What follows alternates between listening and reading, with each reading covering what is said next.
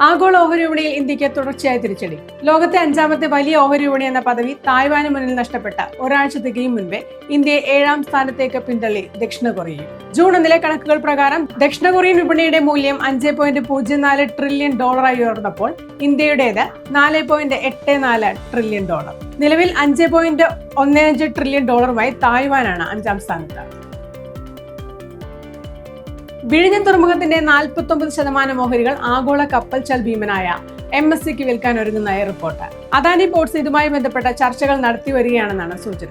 പ്രവർത്തനം ആരംഭിച്ച 18 മാസത്തിനുള്ളിൽ 20 ലക്ഷം TEU ചരക്ക് കൈകാര്യം ചെയ്ത് റെക്കോർഡിട്ടതിന് പിന്നാലെയാണ് പുതിയ നീക്കം.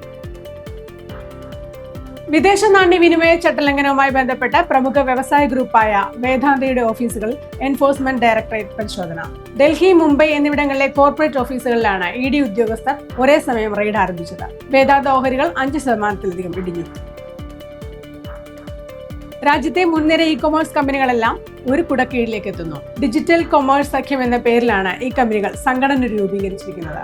ആമസോൺ, സൊമാറ്റോയുടെ മാതൃകമ്പനിയായ എറ്റേണൽ, മീഷോ, സ്വിഗ്ഗി, സെപ്റ്റോ തുടങ്ങിയ പ്രമുഖ കമ്പനികളെല്ലാം ഈ സംഘടനയുടെ അംഗങ്ങളാണ്. അതേസമയം ഫ്ലിപ്കാർട്ട് ഈ സഖ്യത്തിൽ ഇതുവരെ പങ്കാളികളായിട്ടില്ല.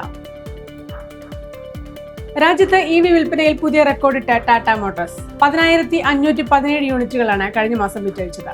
2ാം സ്ഥാനത്ത് മഹീന്ദ്രയാണ് 6,133 യൂണിറ്റുകൾ. MG മോട്ടോഴ്സ്, മാരുതി സുസുക്കി എന്നിവയാണ് തൊട്ടുപിന്നിൽ. വിശദമായ ബിസിനസ് വാർത്തകൾക്ക് danamOnline.com.